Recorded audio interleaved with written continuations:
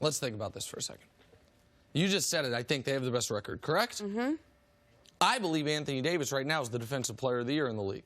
They certainly have, he's in the argument. They might have the best defensive player in the league, and they have the best team defense in the league. And, oh, yeah, in year 17, despite being 34 years old, about to turn 35, despite having played the 6th most minutes in the history of basketball, they still have the best player in the league. And he has reinvented himself once again. Hey, how about this? This will be a fun trick. I'll lead the league in assists. How about that I will just be a super rich man's, a billionaire's version of Jason Kidd in year 17? See how that works out for my team. The question for the Lakers, the only, to me, real reason going into the season people doubted the Lakers, it was not, in my eyes, shouldn't have been about what the Clippers can be, about Giannis as much as I adore him, even about the Rockets. It shouldn't have been about any of those things. The only reason to doubt the Lakers was LeBron's never been hurt. He got hurt. Yeah. Is he to a different phase of his career? And he did look like he was for one game. Opening night against the Clippers, it's like, uh-oh, if that's the version of LeBron, then the Lakers can't be great. Since then, he's back to the place he's been since his 3rd year in basketball. His place is the best player in basketball. So, yeah, they check every single box. And my question of coaching, up to this point, Frank Vogel's done a hell of a job, particularly on the defensive end. So, to me, Brandon, it's a very easy question. Yes, the Lakers are the best team in basketball. It's easy? Yes. Wow, I disagree with you. It's too early, one. But then you look at, let's look at the landscape of the NBA right now. So you have the Lakers. It's kind of easy to say that, like, yeah, it's the Lakers, LeBron and AD. But then you have the Houston Rockets, all right? But then you go to the East, and a team that we're not talking about because the Clippers, the Lakers, and also the Rockets are dominating the space. That's all we're talking about on TV. But the Boston Celtics. It's my team. Oh, my goodness. There the you go. Boston Celtics. Never Let's leave, go back. Brandon. Sit right here. Go ahead. Are you kidding me? 3 years ago, you have it.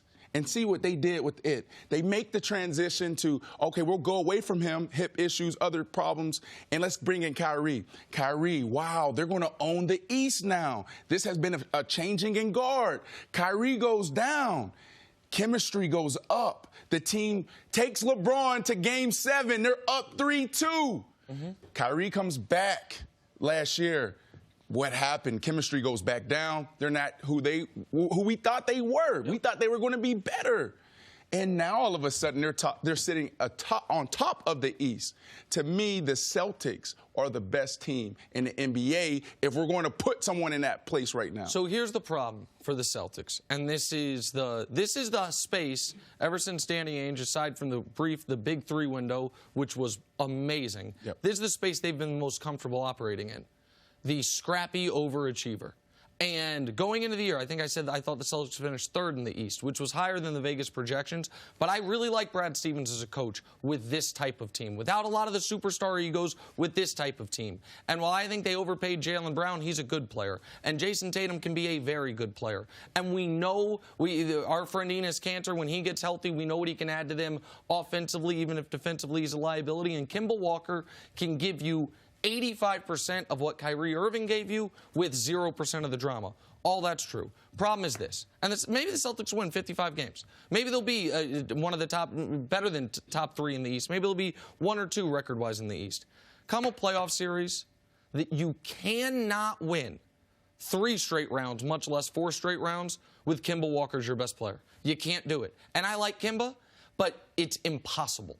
And so for the Celtics, my biggest issue with Boston, Houston, who I know you like a lot, is to me a little more intriguing. Boston is a team that has a defined ceiling. And you might say, what about when Gordon Hayward comes back? A Gordon Hayward, Kemba Walker duo, now in the era of duos, is really good, but not good enough to be in the championship contention discussion. They'll be back in the overachieving, wow, they're a tough second round out discussion, but not a championship contender. Okay, so let's look at last year. Kawhi, he goes to Toronto. Did anybody pick Toronto to win it? No. Did anyone? Why?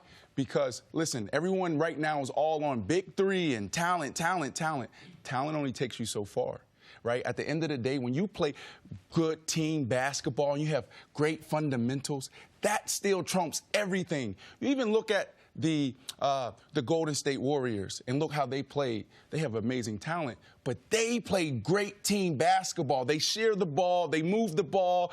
They make the fundamentally sound decisions in situational basketball.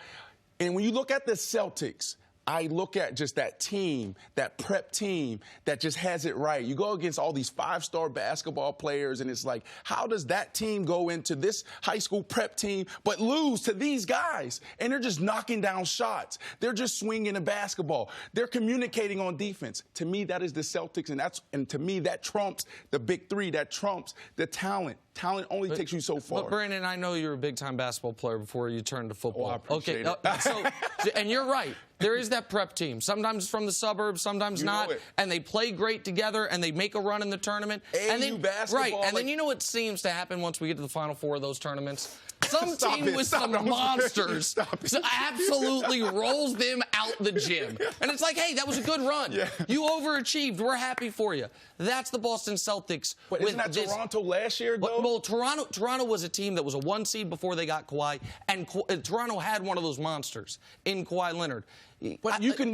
There's an argument there that they were overachievers as well. They were overachievers, and you know what? They probably get whooped by the monsters out of Golden State if those monsters don't get all injured in the NBA Finals. But hey, listen, I love the Lakers Celtics be an all-time great NBA Finals. I'd love to see it. And LeBron's never swept a team in the finals. It's going to happen. It's going to happen. You said it.